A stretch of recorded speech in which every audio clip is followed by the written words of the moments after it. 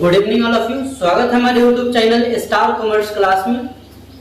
दोस्तों आज आपके बीच लेकर के आए हैं अकाउंट के कुछ ऑब्जेक्टिव क्वेश्चन जो मैंने पिछले वीडियो में कुछ करवाया था और कुछ इसका पार्ट 2 लेकर के आए हैं। ठीक है, तो देखना ना भूलें क्योंकि आपके एग्जाम में बहुत ही हेल्पफुल होने वाला है। ठीक है, और जो भी जीएसटी टैली का क्लास और केवाईपी करना चाहते हो तो फ्री ऑफ कॉस्ट आकृति सामाजिक संस्थान में आके कर सकते हो। दिए गए नंबर पे आप कॉल कर सकते हैं, डिटेल पता कर सकते हो। ठीक है, तो चलिए स्टार्ट करते हैं आज का क्लास। क्वेश्चन है GST is a dash based tax. तो यहाँ पे आपका जो जीएसटी होता है वो कंजम्पशन बेस्ड होता है, तो इसलिए आंसर नंबर फर्स्ट का। सेकंड क्वेश्चन है the book allow you to view and specific voucher type for a particular period. तो हमको डे बुक जो होता है स्पेसिफिक वाउचर होता है जो हम पार्टिकुलर डे बुक में देखते हैं, तो इसका आंसर नंबर होगा सेकंड। चलो तीसरा question which of the following is not an objective of account. ये शायद पिछले वीडियो में भी आया था, इस वीडियो में भी है, तो इसमें से कौन सा ऐसा वाउचर है, कौन सा ऐसा ऑब्जेक्टिव है जो अकाउंट को Which of the following is not an objective of account? Account के ऑब्जेक्टिव नहीं है, तो इसका ऑप्शन होगा last, identifying insolvency of A business. ठीक है, अगला क्वेश्चन है if a customer return goods. जब कस्टमर क्या कर रहा है, गुड्स को रिटर्न कर रहा है और गिव अ डिस्काउंट, वो डिस्काउंट ले रहा है, then which documents is issued to the customer by the seller। तो उस स्थिति में हम लोग क्रेडिट नोट का यूज करते हैं। जब भी कोई कस्टमर हमको सामान को रिटर्न करता है तो हम लोग क्रेडिट नोट का यूज करते हैं। अगला क्वेश्चन है the bill settlement option is used to settle selected all bill from the list of bill display in the dash. जितना भी बिल मेरा ड्यू रहता है हम लोग कहाँ देखता है, तो वो जो होगा वो आउटस्टैंडिंग में दिखेगा हम लोग, तो वो जो है हम लोगों को आउटस्टैंडिंग में दिखने वाला है। ठीक है, अगला question eBay bill is applicable if the transaction value exceed dash. तो ईबे बिल अप्लाई हम लोग कब करते हैं, ईबे बिल जब मेरा 50,000 से ज्यादा का अगर हम लोग सामान सेल करते हैं तो उस पे हम लोग ईबे बिल अप्लाई करते हैं। ये जीएसटी वाले में जब भी हम जीएसटी काट करके अगर हम सेल करते हो तो ईबे बिल हमको अप्लाई करना होता है, तो 50,000 उसका लिमिट होता है और इससे ज्यादा अपने लिमिट के set the enable goods and service tax. यानी कि हमको क्या करना है, जीएसटी को इनेबल करना है, तो हमको किस चीज को यूज करेंगे, तो इनेबल सर्विस टैक्स को इनेबल ही करना, तो इसका ऑप्शन नंबर फर्स्ट। अगला क्वेश्चन है do you think GST applicable if the supply of goods is done from one branch to another branch in the same state। अगर मेरा एक ही स्टेट में दो जगह अगर बिजनेस है तो एक स्टेट से अगर दूसरे गोडाउन में हम लोग ट्रांसफर कर रहे हैं तो उसमें हमको जीएसटी की नीड नहीं होती है। ठीक है, उसमें जीएसटी की नीड हमको जीएसटी काट कर ट्रांसफर नहीं करते। ठीक है, अगला क्वेश्चन है after splitting the newly created company what can you do. हमको न्यूली स्प्लिट कंपनी मतलब क्या होता है, स्प्लिट मतलब मींस तोड़ना, दो भाग में अगर किसी कंपनी को डिवाइड कर रहे हैं उसके डेट के अकॉर्डिंग हम लोग को यहाँ जाना होता है create a new entry report alter data. ये है, ठीक है। अगला क्वेश्चन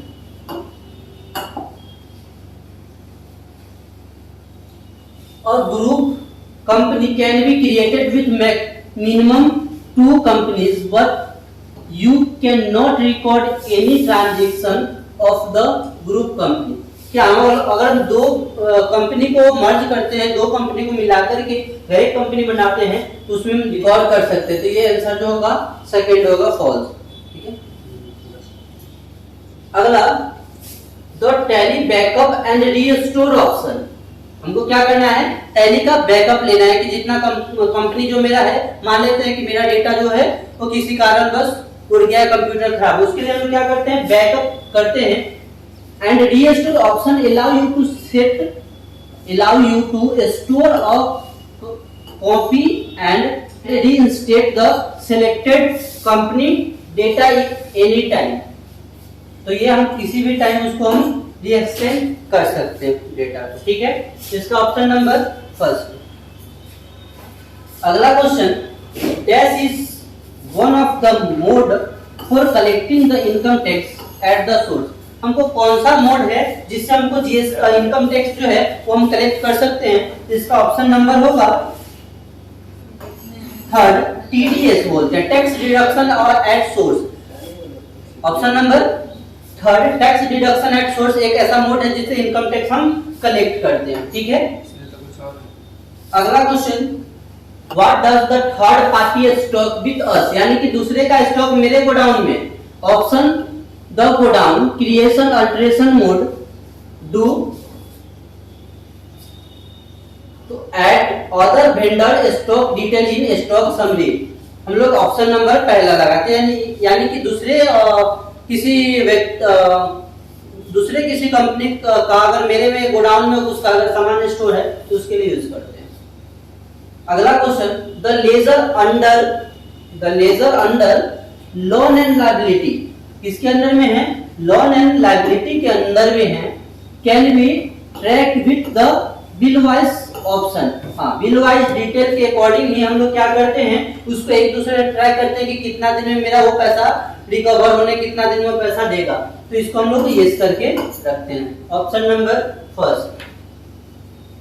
और रिसिप्ट नोट हम लोग कब बनाते हैं? जब मेरा सेल जब हम सामान को रिसीव करते हैं, यानी कि ऑर्डर दिया हुआ अगर परचेज ऑर्डर करते हैं तो उसमें हम सेकंड में रिसीव करते हैं।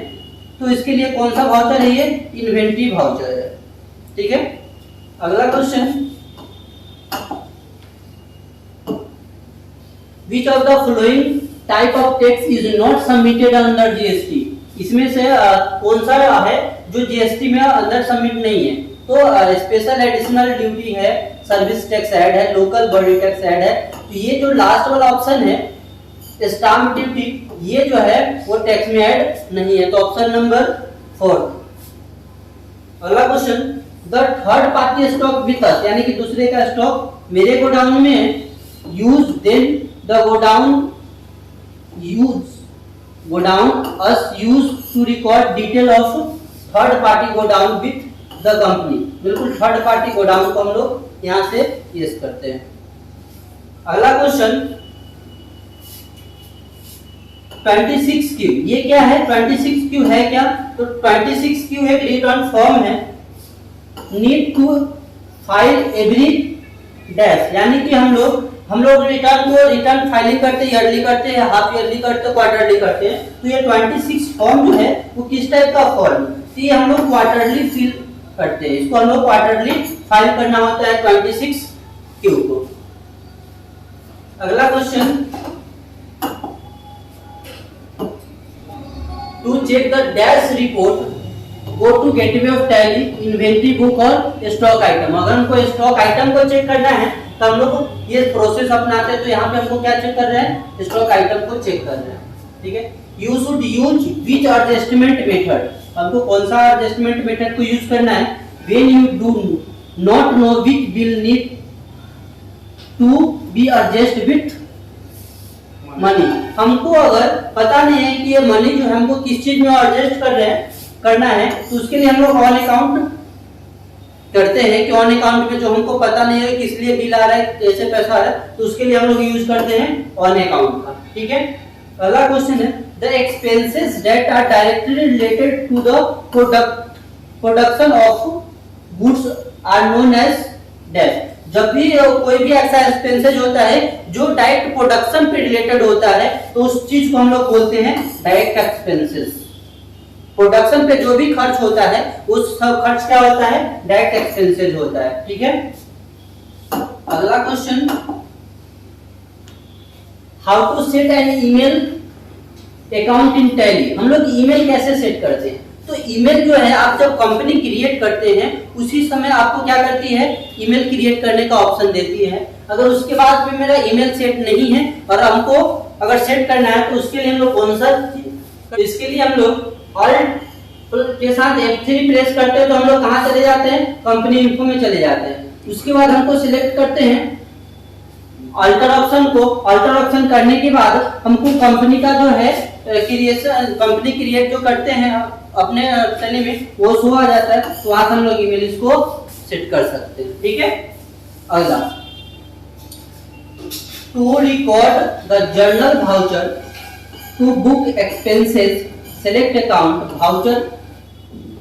To record the journal voucher to book expenses select accounting voucher and the press dash for journal. हमको जर्नल वाउचर यहाँ सिंपल में शॉर्टकट की पूछ रहा है कि कौन सा शॉर्टकट की को यूज करते हैं, तो इसको जर्नल वाउचर के लिए हम लोग F7 का प्रेस करते हैं।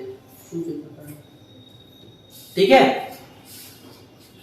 A financial accounting report does not include dash. Financial statement में हम लोग क्या करते हैं, तो फाइनेंशियल स्टेटमेंट बेसिकली हम लोग यूज करते हैं बैलेंस शीट को, प्रॉफिट एंड लॉस को, ठीक है, एक ट्रायल बैलेंस, स्टॉक समरी को हम लोग यूज नहीं करते हैं financial account. Single entry accounting method is considered only for dash. तो सिंगल एंट्री ट्रांजैक्शन में हम लोग सिर्फ ट्रांजैक्शन करते हैं कैश और बैंक का। ठीक है, हम लोग इसमें सिर्फ कैश बुक बनाते हैं, कैश बुक में मेरा कैश भी रहता है और बैंक भी रहता है, इसके लिए option number 3।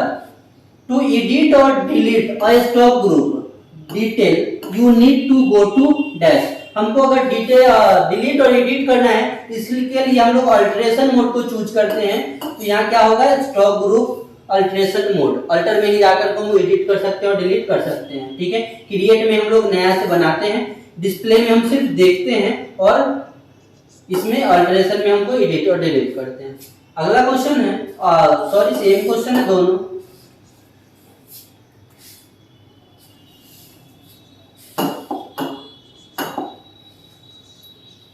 Payment of tax can be done at the time of dash filing.